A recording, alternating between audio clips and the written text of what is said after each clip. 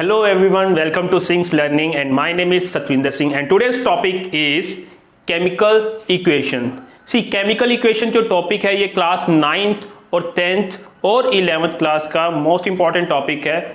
तो इसमें हम जो है पहले तो समझेंगे कि केमिकल इक्वेशन होती क्या है, कौन कौन से मेथड्स हैं जिससे हम कोई केमिकल इक्वेशन को रिप्रेजेंट कर सकते हैं, किन मेथड से हम केमिकल इक्वेशन को जो है वो बैलेंस कर सकते हैं और क्या उससे इंफॉर्मेशन मिलती है, और लास्ट पे हम पढ़ेंगे कि उन जो उसकी जो कमियां हैं, ठीक है, ड्रॉबैक्स हैं, उनको कैसे ओवरकम किया जा सकता है।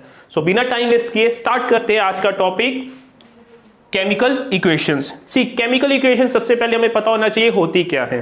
तो केमिकल इक्वेशन क्या होती है? ब्रीफ रिप्रेजेंटेशन होती है ऑफ अ केमिकल रिएक्शन। मतलब एक केमिकल रिएक्शन को लिखने का सबसे छोटा तरीका, शॉर्ट फॉर्म में अगर केमिकल रिएक्शन को रिप्रेजेंट करना है तो कैसे रिप्रेजेंट करेंगे? केमिकल इक्वेशन के थ्रू रिप्रेजेंट करेंगे। एग्जांपल में लेते हैं हम, for example magnesium ribbon burns in oxygen to form white powder of magnesium oxide।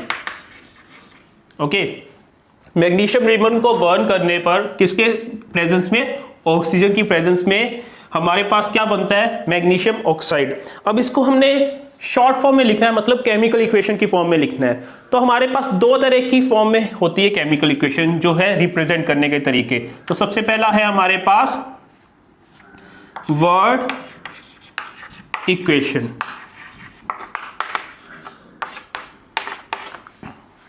या वर्ड फॉर्म भी बोल सकते हैं हम। इसमें क्या होगा, हमारे पास इसी इक्वेशन को, इस केमिकल रिएक्शन को हम इक्वेशन की फॉर्म में लिखेंगे। कैसे? देखो, मैग्नीशियम की रिएक्शन करवाई है किसके साथ? ऑक्सीजन के साथ। मतलब यहां पे क्या आएगा हमारे पास? मैग्नीशियम, इसको किसके साथ रिएक्ट करवाया है? ऑक्सीजन के साथ। मतलब प्लस का साइन डालेंगे यहां पे, ऑक्सीजन, और हमारे पास क्या बना है? Magnesium oxide. Magnesium oxide.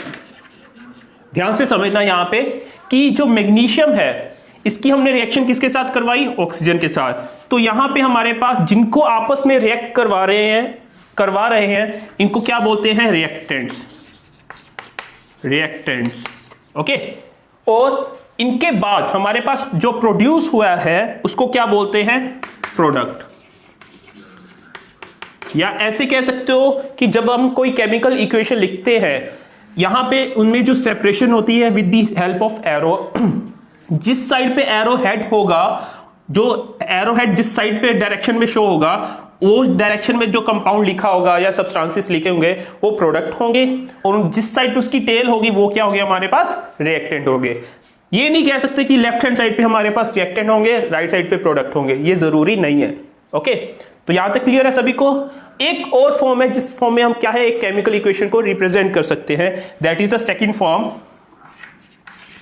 Symbol equation या सिंबॉलिक इक्वेशन भी बोल सकते हैं इसको।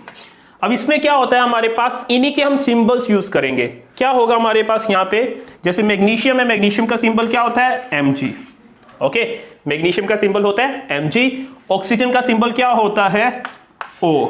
लेकिन हमारे पास जो नेचर में या कभी भी हम कोई रिएक्शन करवाते हैं तो ऑक्सीजन हमारे पास कैसी फॉर्म में लेते हैं? मॉलिक्यूलर फॉर्म में लेते हैं। तो ऑक्सीजन का मॉलिक्यूल होता है O2 to form magnesium oxide. Magnesium oxide का केमिकल फॉर्मूला होता है MgO। तो इस फॉर्म की इक्वेशन को क्या बोलते हैं? Symbolic form of equation. Clear है सभी को? चलिए आगे।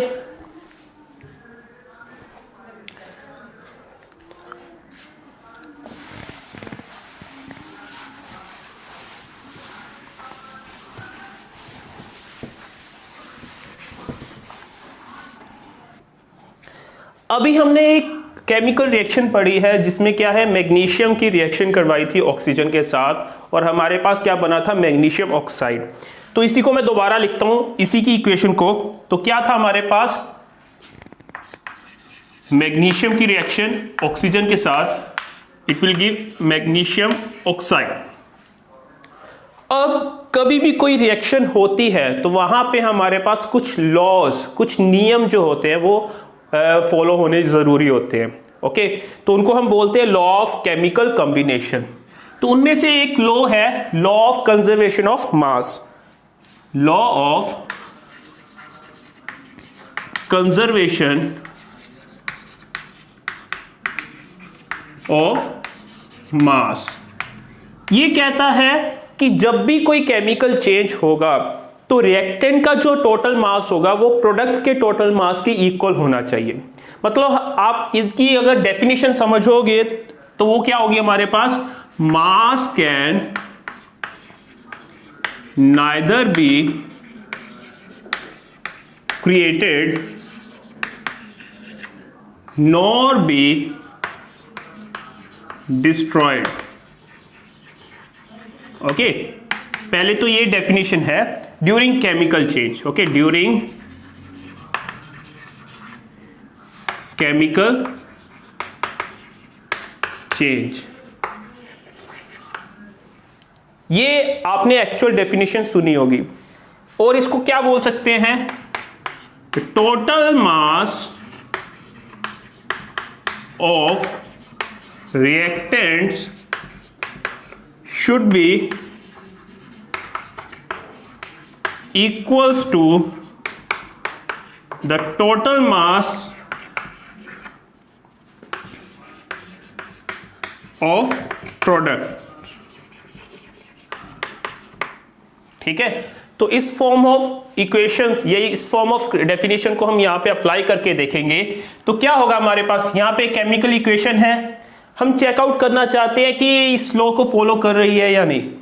ओके, तो देखते हैं क्या करेंगे, टोटल मास निकालना है रिएक्टेंट्स का और प्रोडक्ट्स का, तो देखते हैं वो इक्वल है या नहीं है। तो देखते हैं क्या है, मैग्नीशियम का, देखो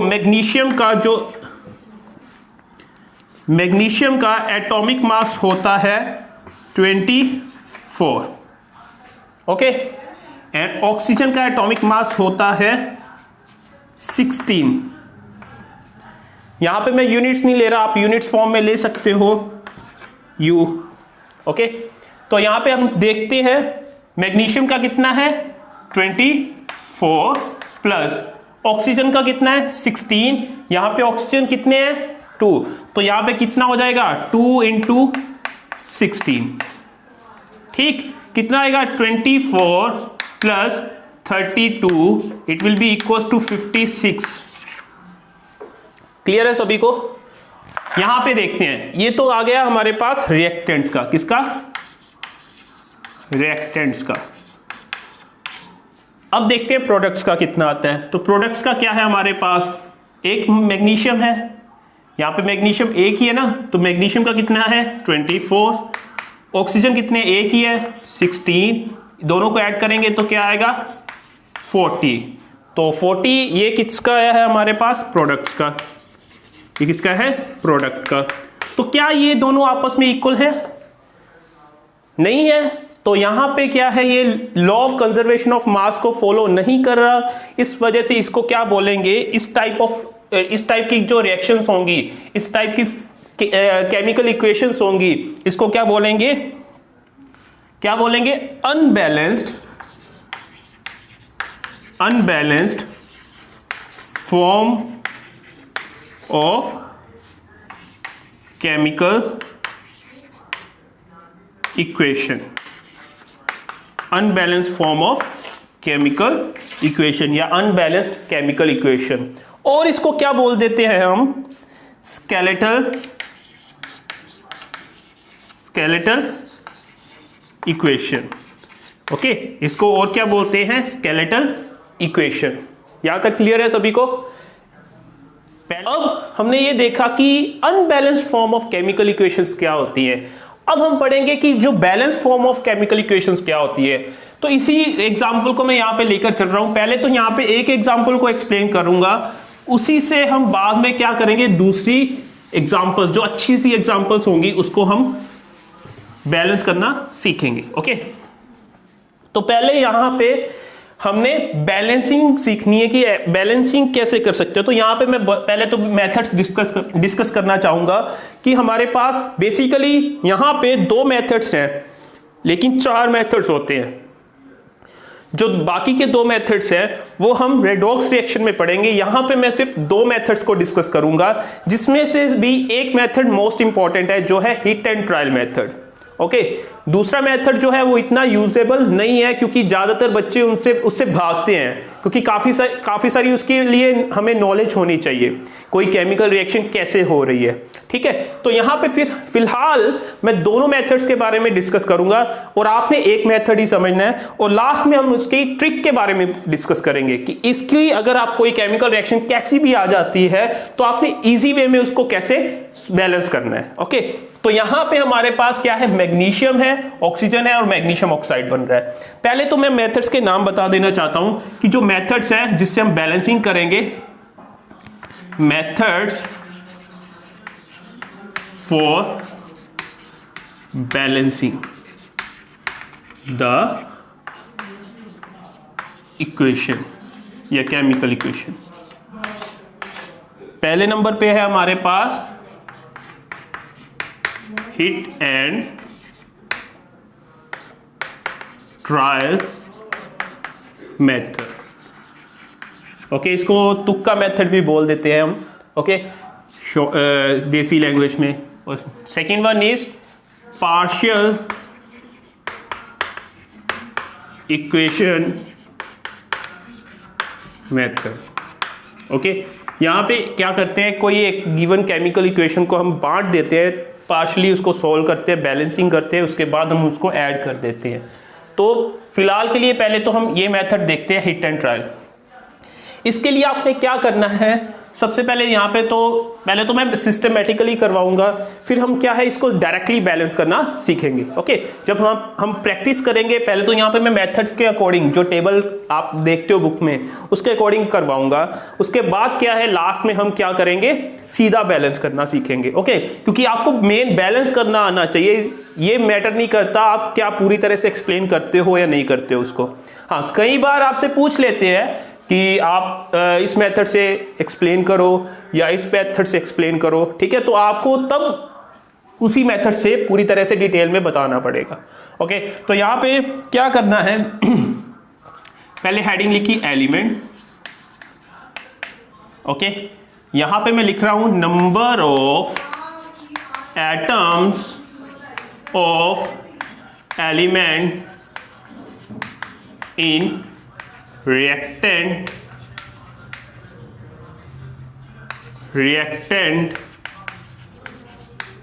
side। ओके, फिर number of atoms of elements in product side. तो देखते हैं क्या है। देखो, एलिमेंट्स हमारे पास कौन कौन से रिएक्शन के अंदर, देखो कोई भी आप एक साइड पे देख लो वही होंगे, उसके अलावा जो दूसरी साइड पे हमारे पास कोई नया प्रोडक्ट या नया एटम क्रिएट नहीं हो सकता, तो आप एक ही साइड पे देख लिया करो। ओके, मान लो मैं लेफ्ट साइड पे देखता हूँ कौन कौन से एलिमेंट्स के एटम्स प्रेजेंट है, तो क्या है यहाँ पे हमारे पास मैग्नीशियम है और ऑक्सीजन है, इसके अलावा और तीसरा कोई एलिमेंट नहीं है। ओके, तो ये जो है रिएक्टेंट, यहाँ पे हम आपको मैंने बताया अभी थोड़ी देर पहले, ये क्या है, रिएक्टेंट्स, और ये वाले क्या है, प्रोडक्ट्स। ओके, तो रिएक्टेंट साइड पे हमारे पास एटम्स कितने हैं मैग्नीशियम के, तो कितने हैं हमारे पास, एक ही है। ओके, प्रोडक्ट साइड पे हमारे पास कितने हैं, एक ही है। ऑक्सीजन कितने हैं रिएक्टेंट साइड पे, 2, और प्रोडक्ट साइड पे 1। तो मेन पॉइंट यहाँ पे आता है, हमारे पास रिएक्टेंट और प्रोडक्ट साइड पे मैग्नीशियम तो है इक्वल, लेकिन हमने क्या करना है, ऑक्सीजन को सेम करना है। तो हम क्या करेंगे, यहाँ पे नंबर ऑफ एटम्स को इक्वल करने की कोशिश करेंगे। तो कैसे करेंगे, मेथड का नाम क्या है, हिट एंड ट्रायल मेथड। यहाँ पे हम हिट एंड ट्रायल मेथड को डिस्कस कर रहे हैं। ओके, तो हिट एंड ट्रायल मेथड के अकॉर्डिंग हमारे पास क्या होना चाहिए, इनको हमने बैलेंस करना है तुक्का लगा के, ठीक है। इन दोनों नंबर्स को हमने इक्वल लाना है, ठीक है। तो क्या करेंगे, मैं क्या करता हूं, इसको यहाँ पे हमारे पास 2 है, कि बैलेंसिंग करने के टाइम पे आपको ये बताया जाता है कि सबसे पहले मेटल्स को बैलेंस करो, देन नॉन मेटल्स को, देन ऑक्सीजन को, देन हाइड्रोजन को।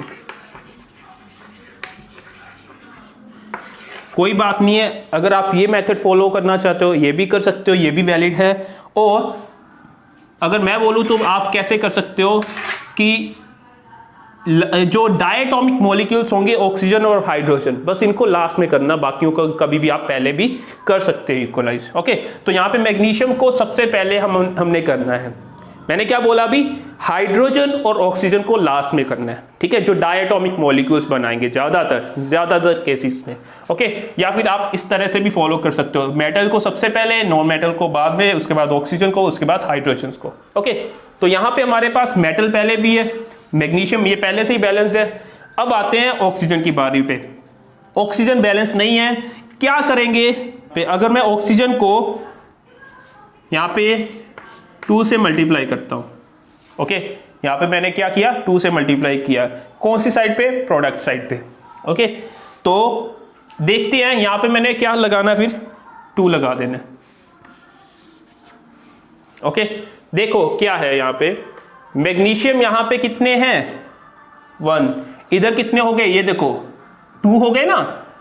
मैं आपको ये एक और बात बता देना चाहता हूँ कि 2O और O2 में क्या डिफरेंस होता है। ये ऑक्सीजन जो है यहाँ पे 2 के साथ मल्टीप्लाई हो रहा है, मतलब ये 2 एटम है ऑक्सीजन के, 2 एटम है ऑक्सीजन के, यहाँ पे ये 2 ऑक्सीजन के साथ मल्टीप्लाई हो रहा है, नो डाउट। लेकिन ये क्या है, हमारे पास एक मॉलिक्यूल है ऑक्सीजन का, single molecule of oxygen, this is the 2 atoms of oxygen. Okay, तो यहाँ पे हमारे पास इसको ध्यान से समझना है। मान लो मैं यहाँ पे अगर लिखता हूं SO2, ओके, SO2, और यहाँ पे आपके पास 2SO2 आता है, तो क्या होगा, इसका मतलब यहाँ पे सिंगल है एटम ऑक्सीजन का और 2 एटम है, सॉरी, सिंगल एटम है सल्फर का और 2 एटम है ऑक्सीजन के।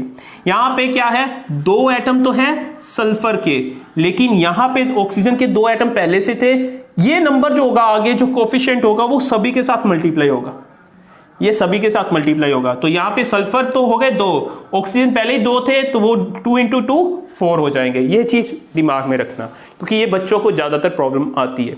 ओके, तो ये देखो यहाँ पे मैग्नीशियम कितने हैं, यहाँ पे 1, यहाँ पे ये 2 × 1, मतलब मैग्नीशियम क्या हो जाएंगे हमारे पास 2।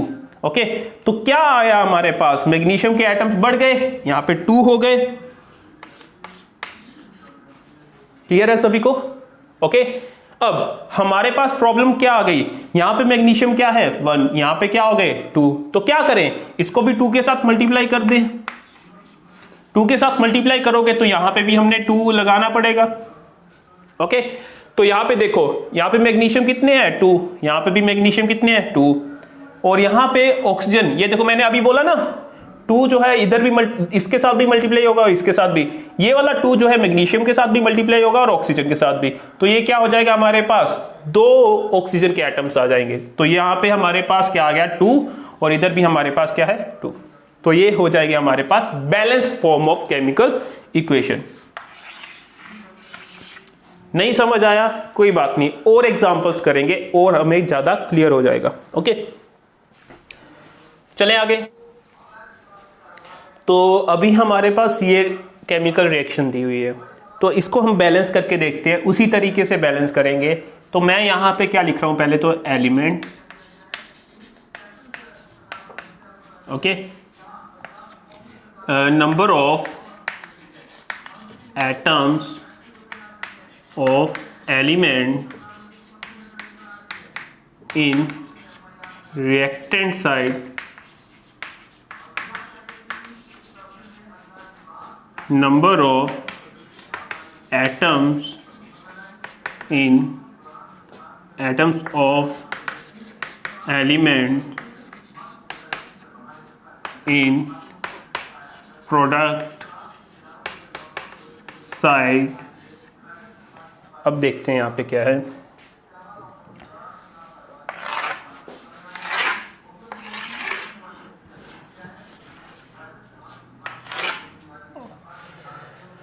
तो ये फॉर्म में है हमारे पास। देखो एलिमेंट्स कौन कौन से हैं हमारे पास। पहले नंबर पे तो क्या है, कार्बन है, देन हाइड्रोजन है और ऑक्सीजन है। तो लेफ्ट साइड पे हमारे पास जो रिएक्टेंट वाली साइड पे कार्बन के नंबर्स कितने हैं, 2, हाइड्रोजन के कितने हैं, 2 और ऑक्सीजन के भी कितने हैं, 2। इधर क्या है हमारे पास, कार्बन के कितने हैं, 1, ऑक्सीजन के कितने हैं, हाइड्रोजन के कितने हैं, 2 और ऑक्सीजन के कितने हैं, 3। तो इस फॉर्म में है हमारे पास इक्वेशन। ओके, इसको हमने बैलेंस करना है। तो कैसे बैलेंस करेंगे, तो पहले तो देखो यहाँ पे कार्बन को बैलेंस करके देखते हैं। तो कार्बन तो यहाँ पे क्या है, इधर 2 है, इधर 1 है। तो क्या करेंगे हम, इसको 2 के साथ मल्टीप्लाई कर देंगे, मतलब इसको 2 से मल्टीप्लाई करेंगे। जब हमने बैलेंसिंग करनी है तो स्टेप बाय स्टेप चलना है। हमने यहाँ पे कुछ चेंज लाया, तो चेंज लाने के बाद हमने ये चेकआउट करना है कि बाकियों में कुछ चेंज आया। तो फिर से देखते हैं, इधर क्या है, इधर तो हमने कोई चेंज नहीं किया, इधर वाली साइड पे चेंज किया। तो क्या हुआ हमारे पास, कार्बन कितने हैं, 2 हो गए। ऑक्सीजन कितने हो गए, यहाँ देखो ऑक्सीजन 2 है, पहले से 2 थे, ये नंबर अंदर की तरफ मल्टीप्लाई होगा, इससे भी और इससे भी। तो 2 × 2 4 हो जाएगा हमारे पास। तो ऑक्सीजन कितने हो जाएंगे यहाँ पे, ये भी 4 तो ये हो गए और ये 1 रहा। तो यहाँ पे 5 हो जाएंगे। पहले तो ये देखते हैं। उसके बाद हमारे पास हाइड्रोजन में कोई चेंज आया, इधर भी 2 है और इधर भी 2 है, कोई चेंज नहीं है। ओके, ऑक्सीजन में ही सिर्फ चेंज आया। अब आगे देखते हैं। अब ये तो बैलेंस हो गया, लेकिन यहाँ पे ये प्रॉब्लम फिर से आ गई। तो देखो यहाँ पे क्या है, यहाँ पे तो क्या है, 5 हो चुके हैं, लेकिन यहाँ पे तो 2 है और ये इवन नंबर की फॉर्म में है। इसको हम ऑड नंबर की फॉर्म में ला नहीं सकते। जब भी आपके यहाँ पे 2 है ना, तो ये आगे जो नंबर आएगा वो इवन भी हो सकता है, ऑड भी हो सकता है, लेकिन ओवरऑल जो नंबर ऑफ एटम होंगे ऑक्सीजन के वो क्या रहेंगे, इवन फॉर्म में रहेंगे। तो कैसे करेंगे इसको, देखो ये हम क्या करते हैं, यहाँ पे जो सिंगल ऑक्सीजन है इसके आगे अगर हम 2 लगा दें, मान लेते हैं कि अगर इसके आगे हम 2 लगा दें तो ये भी इवन हो जाएगा और इधर भी इवन हो जाएगा। क्योंकि अगर यहाँ पे ऑक्सीजन होता सिंगल तो हम कुछ कर सकते थे, लेकिन यहाँ पे तो ऑक्सीजन इवन नंबर की फॉर्म में है। कोई भी अगर आप 2 लगाते हो तो 4 हो जाएगा, 3 लगाते हो तो 6 हो जाएगा। तो यहाँ पे हमारे पास इवन नंबर की फॉर्म में जो है ऑक्सीजन आएंगे। तो क्या करें कि यहाँ पे जो ओड वाला है उसको हम इवन में चेंज कर देते हैं। ओके, तो कैसे इवन में चेंज करेंगे, हम क्या करते हैं, इसको 2 के साथ मल्टीप्लाई कर देते हैं। मतलब यहाँ पे हम क्या लगाते हैं, 2 लगा देते हैं। क्लियर है सभी को। तो अब क्या चेंज आया देखते हैं। कार्बन कितने हैं, 2, इधर कितने हैं, 2, हाइड्रोजन कितने हैं, 2, इधर कितने हो गए, 4। तो इसको 2 से मल्टीप्लाई करना पड़ेगा। ओके, तो यहाँ पे भी हमारे पास 2 लगाना पड़ेगा। ठीक, देखते हैं आगे। यहाँ पे फिर से पहले स्टेप पे आ जाओ। कार्बन कितने हैं, 4, तो यहाँ पे तो हो गए 4, और इधर वाली साइड पे कार्बन कितने हैं, 2, तो इसको हमने क्या करना है, 4 करना है। मतलब यहाँ पे क्या लगाएंगे, 4। ओके, इसके बाद हमारे पास हाइड्रोजन्स कितने हैं, हाइड्रोजन्स यहाँ पे कितने आ रहे हैं, 4, यहाँ पे कितने हैं, 4, यहाँ पे कितने हैं, 4, और यहाँ पे हमारे पास ऑक्सीजन्स कितनी है, 2, यहाँ पे कितनी है, 8 और 2, 4 2 8 और 2 10। तो क्या करें, इसको मैं अगर यहाँ पे कौन सा नंबर लगाऊं जिसका क्या हाफ हो, सॉरी जिसका डबल हो 10, कौन सा नंबर यहाँ पे लगाऊं, क्योंकि यहाँ पे हमने डबल भी करना है ना बाद में, तो क्या है 5 आएगा, मतलब यहाँ पे क्या लगेगा 5, और इधर क्या हो चुका है, इधर ओवरऑल 10 हो चुका है। अब देखो यहाँ पे ये तो हो गए 4, ओके, ये भी क्या हो गए 4, ये भी क्या हो गए 4, ये भी क्या हो गए 4, ये भी क्या हो गए 10, और ये तो 10 है। अब देखते हैं, फिर से चेकआउट करते हैं, कार्बन कितने हैं 4, इधर भी 4, हाइड्रोजन कितने हैं 4, इधर भी कितने हैं 4, ऑक्सीजन कितने हैं 10, इधर भी कितने हैं हमारे पास 8 और 2 10। तो ये हमारे पास बैलेंस फॉर्म में इक्वेशन आ गई है।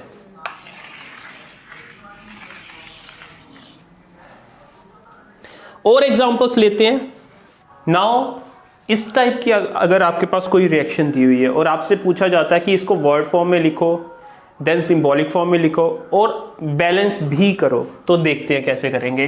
तो क्या है हमारे पास मैग्नीशियम मेटल है, किसके साथ रिएक्ट करवाई है हमने, हाइड्रोक्लोरिक एसिड के साथ। मैग्नीशियम है, इसको किसके साथ रिएक्ट करवाया है हमने, पहले तो इसको वर्ड फॉर्म में लिखते हैं,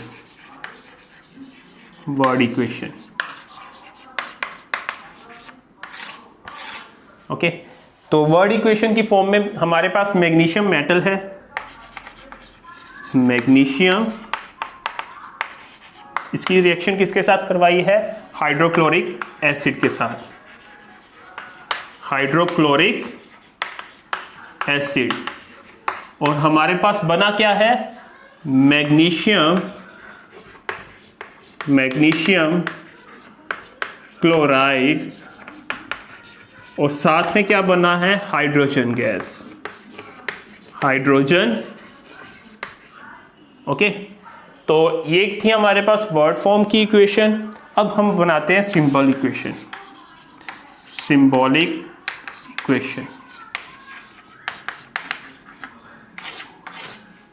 देखो हमारे पास क्या है, मैग्नीशियम, इसको किसके साथ रिएक्ट करवाया, हाइड्रोक्लोरिक एसिड। हाइड्रोक्लोरिक एसिड का फॉर्मूला क्या होता है, HCl, ओके। जिसको कोई केमिकल फॉर्मूला नहीं बनाना आता उसका मैं लिंक दे रहा हूँ नीचे, पहले मैं वीडियो बना चुका हूँ, तो केमिकल फॉर्मूला कैसे बनाते हैं उसका आप देख सकते हो वीडियो को, ओके।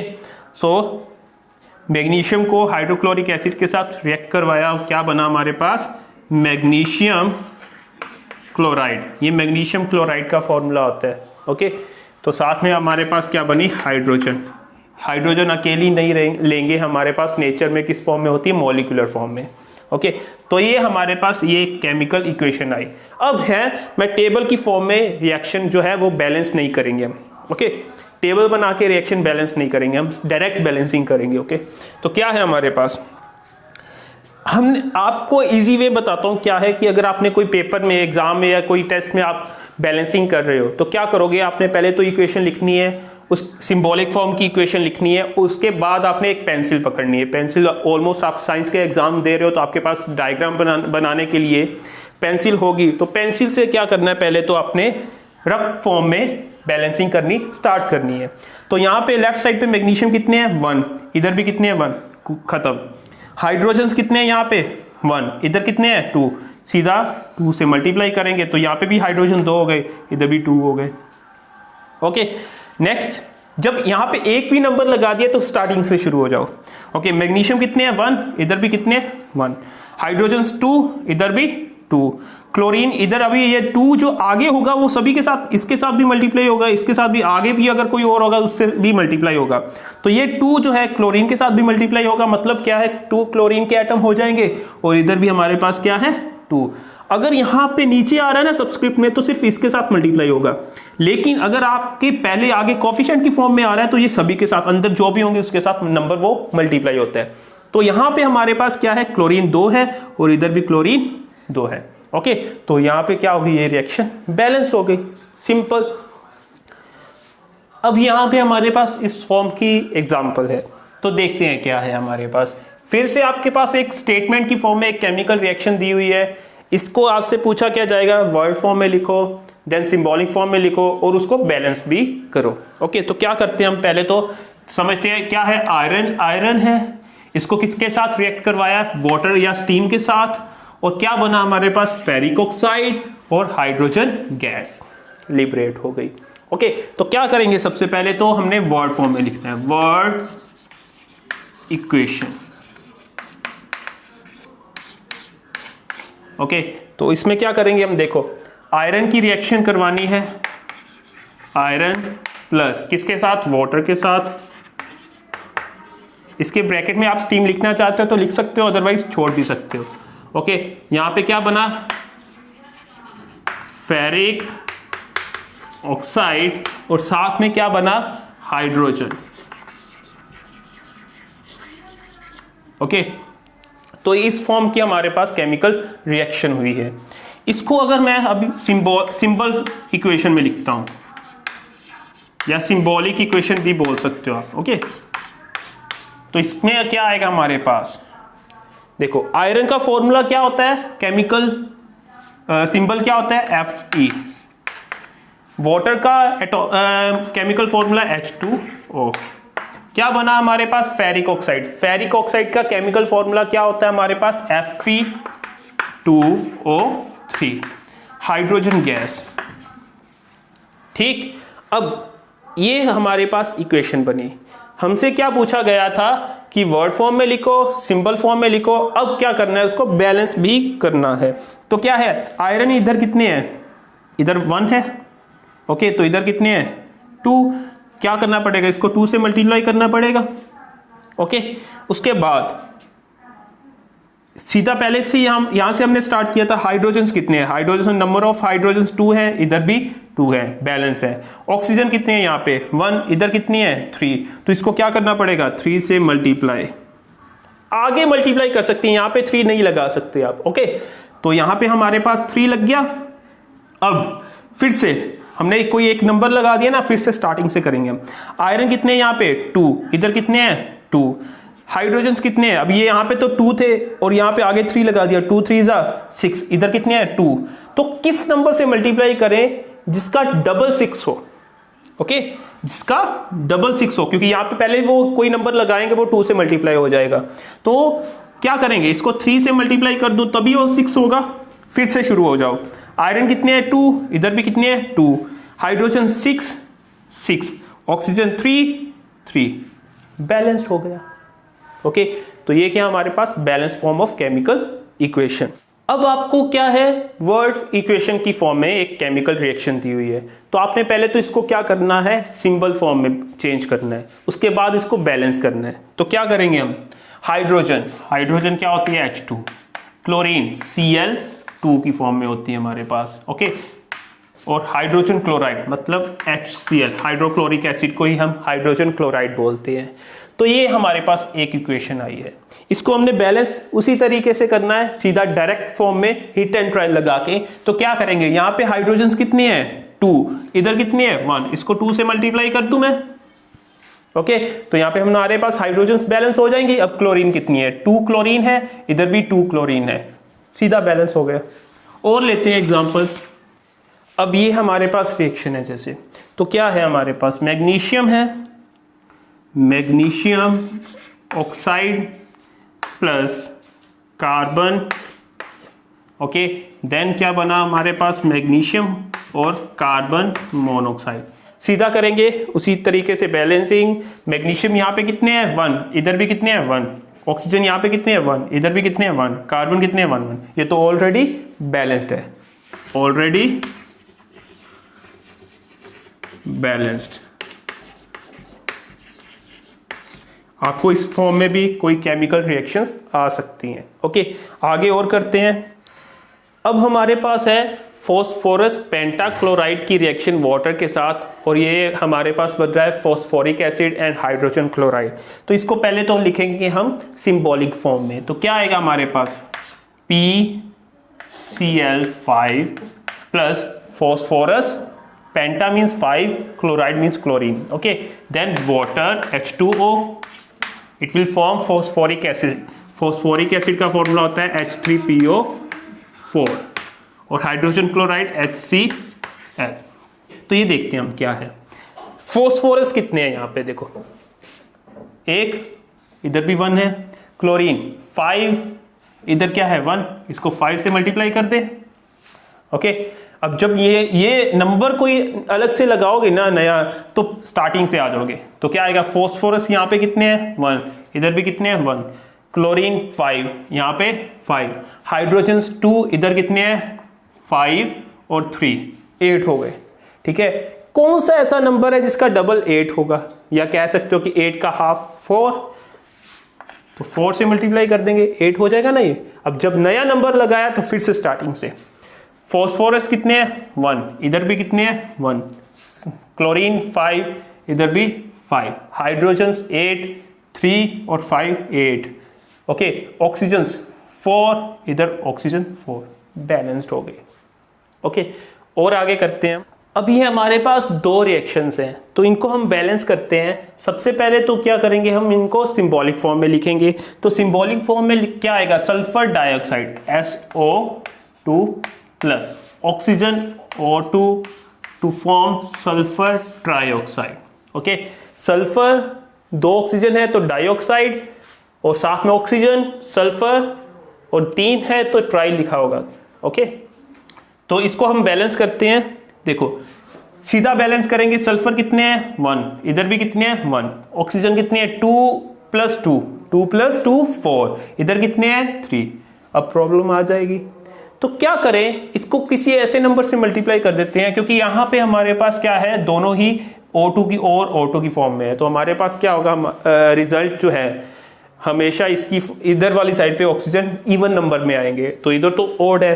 क्या हम ऐसा कर सकते हैं, इसको एक इवन नंबर से मल्टीप्लाई कर दें, ताकि हमारे पास इधर भी इवन हो जाए। तो मैं क्या करता हूँ, यहाँ पे 2 से मल्टीप्लाई कर देता हूँ एक बार रैंडमली।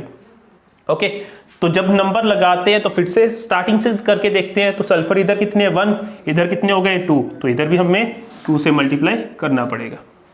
अब देखते हैं, सल्फर कितने हैं 2, इधर भी कितने हैं 2, ऑक्सीजन कितने हो गए, इधर 2 है और ये मल्टीप्लाई होगा 4, 4 + 2 6, इधर 3 2 = 6, तो बैलेंस हो गई।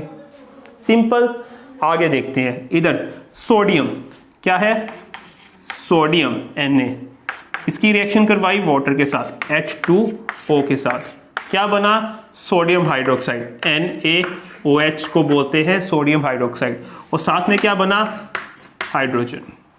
ओके, अब इसको बैलेंस करते हैं। तो क्या करेंगे हम, सीधा ही सोडियम कितने हैं इधर 1, इधर भी कितने 1, क्लियर। हाइड्रोजन्स कितने हैं 2, इधर कितने 1 और 2, 3 हो गए। अब फिर से वही प्रॉब्लम, तो क्या करता हूँ मैं यहाँ पे, ये तो इवन वाला है, तो पहले तो मैं यहाँ पे कोई इसको इवन में चेंज करने की कोशिश करता हूँ। तो इसको 2 से मल्टीप्लाई कर दिया मैंने।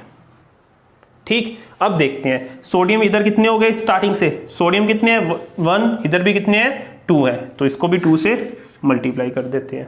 ओके, तो सोडियम यहाँ पे कितने हैं 2, इधर कितने हैं 2, हाइड्रोजन यहाँ पे कितने हैं 2, इधर कितने हो गए 2, ये देखो ना 2 और 2 4, इसको मैं क्या करता हूँ 2 से मल्टीप्लाई कर देता हूँ, 4 हो जाएंगे। अब फिर से देखते हैं, सोडियम कितने हैं 2, इधर कितने हैं 2, हाइड्रोजन्स 4, इधर 2 + 2 4, ऑक्सीजन कितने हैं 2, इधर भी 2, बैलेंस्ड हो गया। बताओ यहाँ तक क्लियर है सभी को। और ये एग्जांपल्स लेते हैं यहाँ पे हम। अब जैसे यहाँ पे हमारे पास कुछ एग्जांपल्स हैं, इनको हम बैलेंस करके देखते हैं। तो क्या है यहाँ पे, जिंक कितने हैं यहाँ पे, इधर 1, इधर 1, पोटाशियम 1, इधर कितने हैं 2, तो यहाँ पे मैं 2 लगा देता हूँ। ओके, अब फिर से आ जाओ, जिंक कितने 1, इधर 1, potassium 2 2, oxygen 2 2, hydrogen 2 2, balanced, that's it. Okay, आगे देखते हैं, वाटर है और क्लोरीन है। यहाँ पे देखते हैं H2 2 है, यहाँ पे 1 है, तो इसको 2 बना दे। ओके, तो हाइड्रोजन 2, यहाँ पे भी 2, ऑक्सीजन कितने हैं 1, इधर कितने हैं 2, इधर कितने हैं 2, तो यहाँ पे मैं 2 लगाता हूँ। ओके, अब फिर से आ जाओ, हाइड्रोजन कितने हैं 4, तो यहाँ पे मैं क्या लगाऊँ 4, क्लियर। हाइड्रोजन कितने हो गए 4, इधर 4, ऑक्सीजन्स 2, यहाँ पे भी 2, क्लोरीन 2, इधर 4 है, तो इसको भी 2 से मल्टीप्लाई कर लेते हैं। तो ये भी क्या हो गया हमारे पास बैलेंस फॉर्म में। ये कोई कंपल्शन नहीं है, कुछ केसेस में आपको ज़रूरत पड़ सकती है कि पहले मेटल को सॉल्व करना है, फिर नॉन मेटल को, फिर उसके बाद ऑक्सीजन को, देन हाइड्रोजन को। तो वहाँ पे आपने अपनी तरीके से रूल को अप्लाई करना है। अब यहाँ पे मैं कुछ एक ट्रिक डिस्कस करूँगा जिसके थ्रू हम क्या है ईजी वे में कोई रिएक्शन को बैलेंस कर सकते हैं। अब यहाँ पे हम एक ट्रिक के बारे में डिस्कस करने जा रहे हैं जिसके थ्रू हम क्या है एक केमिकल इक्वेशन को जल्दी से बैलेंस कर सकते हैं। तो यहाँ पे एक कोई केमिकल इक्वेशन ली है, उसको अप्लाई करने के लिए, वो ट्रिक को अप्लाई करने के लिए मेथड क्या है, इसके कोफिशिएंट्स ले लेते हैं ए बी सी। ओके, अगर आगे और भी है तो उसको भी और ले सकते हैं। अब क्या है हमारे पास, तो देखेंगे कि कौन कौन से पहले तो एलिमेंट हैं।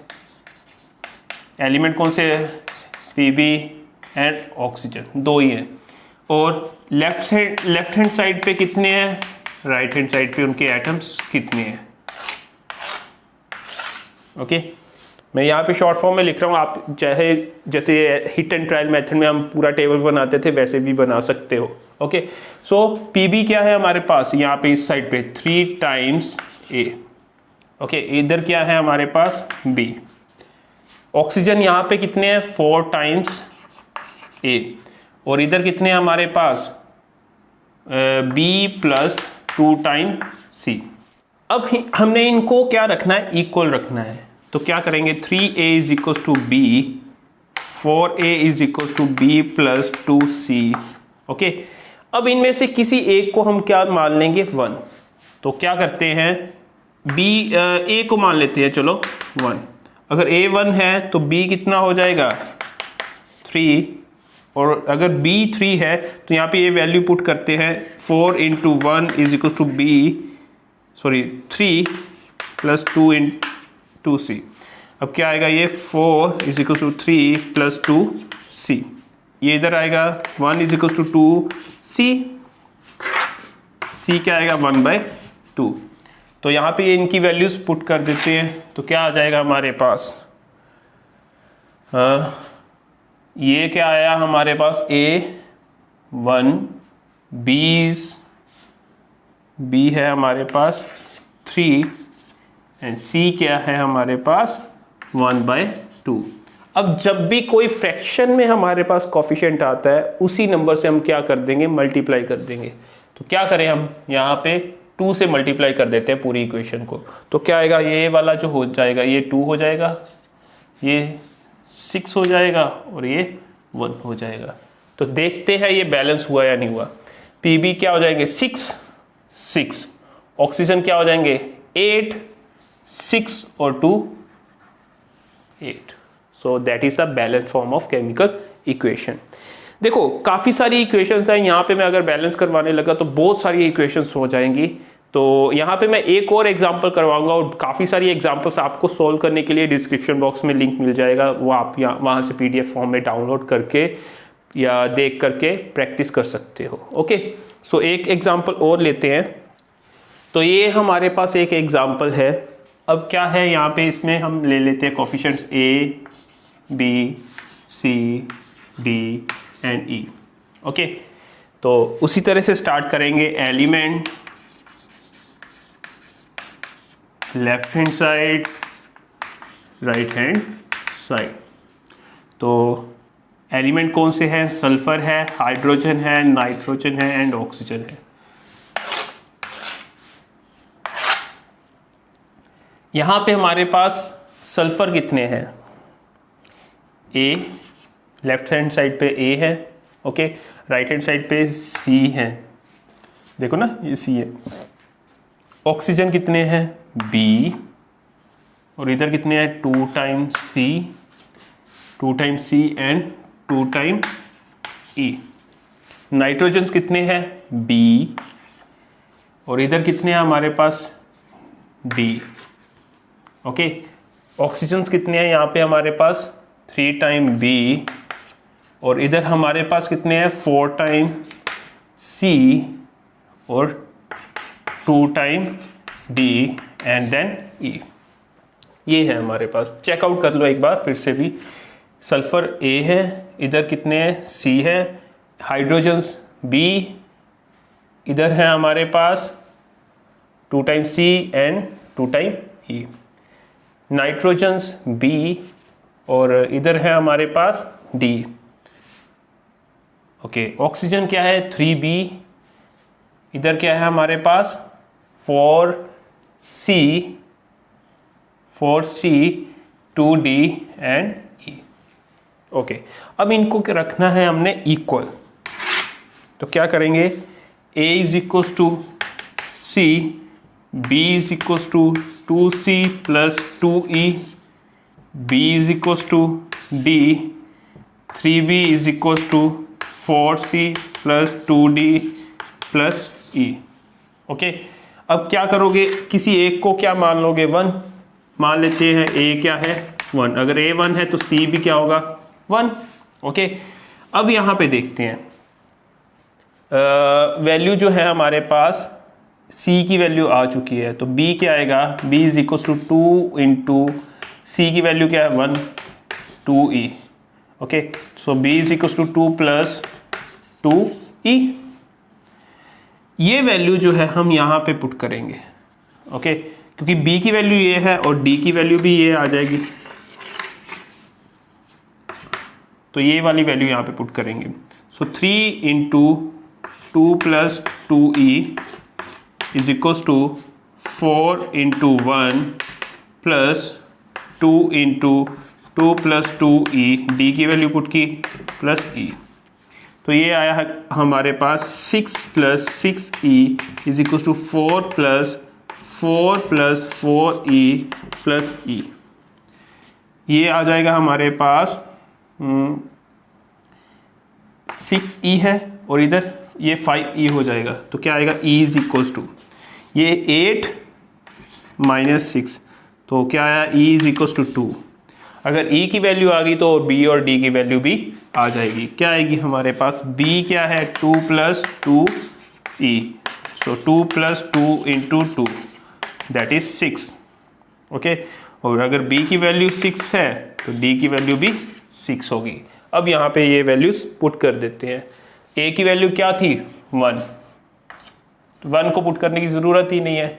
B की वैल्यू है 6, C की वैल्यू 1, D की वैल्यू 6 और E की वैल्यू 2। ओके, अब चेक कर लेते हैं एक बार। सल्फर कितने हैं 1, हाइड्रोजन 6, 2 प्लस 4 6, नाइट्रोजन 6, ऑक्सीजन 6 3 जा 18, देखो 4 6 2 जा 12, 4 और 12 16 और 2 18। Okay, so that is the trick how you can balance the chemical equation whenever you are feeling exhausted when during solving the problem by hit and trial method। Okay, जब आपको लगे कि हाँ बहुत सारा कचरा बन रहा है, काफ़ी सारी रिएक्शंस जो है काफ़ी लेंथी हो रही है, तो इस मेथड से आप सॉल्व कर सकते हो। ओके, अगर हिट एंड ट्रायल मेथड आपसे नहीं लग रहा तो। अब हम देखते हैं एक केमिकल इक्वेशन से हमें क्या क्या इंफॉर्मेशन मिलती है। जैसे हमारे पास यहाँ पे कोई एक केमिकल रिएक्शन है, जनरल फॉर्म में मैंने ली है, तो इसमें से हमें पता चल जाएगा कि कौन कौन से रिएक्टेंट्स और कौन कौन से प्रोडक्ट्स हमने यूज़ किए। एक तरह से हमारे पास कौन कौन से रिएक्टेंट यूज़ किए जिससे हमें कौन कौन से प्रोडक्ट्स बन के आए हमारे पास। ओके, उसके बाद हमें पता चल जाएगा कि कितने नंबर ऑफ मॉलिक्यूल्स हैं दोनों साइड पे, मतलब यहाँ पे कितने नंबर ऑफ मॉलिक्यूल्स हैं रिएक्टेंट्स के और यहाँ पे कितने नंबर ऑफ मॉलिक्यूल्स हैं प्रोडक्ट्स के। फिर उसके बाद हमें ये पता चल जाएगा कि केमिकल कंपोजिशन कैसी है, कौन कौन से इनके केमिकल कंपोनेंट्स है, कौन कौन से एलिमेंट के एटम से वो मिलके बने हुए हैं। ओके, फिर उसके बाद हमें मॉलिक्यूलर मासेस के बारे में पता चल जाएगा कि उनके स्पेसिफिक मॉलिक्यूल का कितना टोटल मास है और वो law of conservation of mass को फॉलो कर रहे हैं या नहीं है, मतलब वो रिएक्शन बैलेंस फॉर्म में है या नहीं है। ओके, तो कोई केमिकल रिएक्शन अगर बैलेंस फॉर्म में होगी तो law of conservation of mass को फॉलो करेगी और उससे हमें ये पता चल जाएगा कि उस मॉलिक्यूल का कितना मास यूज हुआ एक केमिकल रिएक्शन को कंप्लीट करवाने के लिए और तो पूरे कंपोनेंट को या पूरे सब्सटेंस को कंज्यूम करवाने के बाद प्रॉपर प्रोडक्ट देने के लिए। ओके, अब हम डिस्कस करेंगे कि लिमिटेशंस ऑफ केमिकल इक्वेशंस क्या है, मतलब केमिकल इक्वेशंस में जो हमने अभी डिस्कस की हैं इसमें खामियां क्या है, कमियां क्या है। तो देखते हैं, मान लो ये जनरल फॉर्म में एक हमारे पास केमिकल इक्वेशन है। तो पहला पॉइंट तो हम ये डिस्कस करते हैं कि हमें इससे ये नहीं पता चल रहा कि हमने कोई रिएक्टेंट जो यूज़ किया है इनकी कंसंट्रेशन कितनी है या कंपोनेंट का कितना अमाउंट यूज़ किया है। सो अमाउंट ऑफ सब्सटेंसेस, यहाँ पे सब्सटेंसेस में क्या वर्ड यूज़ कर रहा हूँ मैं, यहाँ पे बोथ रिएक्टेंट्स और प्रोडक्ट्स को यूज़ कर रहा हूँ कि ना तो हमें रिएक्टेंट्स की कंसंट्रेशन के बारे में पता चल रहा है और ना ही प्रोडक्ट की कंसंट्रेशन के बारे में पता चल रहा है, ना ही रिएक्टेंट के अमाउंट के बारे में पता चल रहा, ना ही प्रोडक्ट के अमाउंट के बारे में पता चल रहा।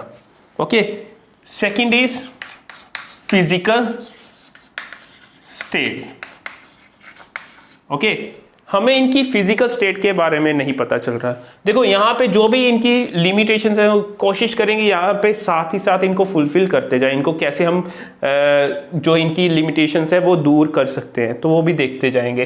देखो अमाउंट जो है ये तो है हमारे पास डायरेक्टली इक्वेशन में मेंशन नहीं किया जाता, तो देखते तो है हम फिजिकल स्टेट के बारे में। अगर फिजिकल स्टेट को मेंशन करना है तो साथ में ब्रैकेट की फॉर्म में, अगर सॉलिड है तो S लिख देंगे, अगर लिक्विड है तो L लिख देंगे, अगर गैस है तो G लिख देंगे, अगर एक्वस फॉर्म में ज़्यादा अमाउंट में वाटर डाला हुआ है तो AQ लिख देंगे। और अगर यहाँ पे हम थर्ड पॉइंट लें कि उसकी कंसंट्रेशन के बारे में नहीं पता चलता, कंसंट्रेटेड है या डाइल्यूटेड है, तो उसके बारे में नहीं पता चलता, तो यहाँ पे अगर क्या है इसको दूर करना है तो क्या करेंगे हम, अगर वो उसमें वाटर एक्सेस अमाउंट में है तो आगे क्या लिख देंगे DIL, मतलब डाइल्यूटेड है। अगर वाटर लेस अमाउंट में है तो क्या लिख देंगे CONC, तो वो कॉन्सेंट्रेटेड फॉर्म में है। यहाँ तक क्लियर है? आगे चलते हैं। अगर आपके पास कोई केमिकल इक्वेशन है, अभी उसमें हमें ये भी नहीं पता चल रहा कि कितने टेम्परेचर और प्रेशर में वो रिएक्शन फॉलो हो रही है। सो टेम्परेचर एंड प्रेशर कंडीशंस,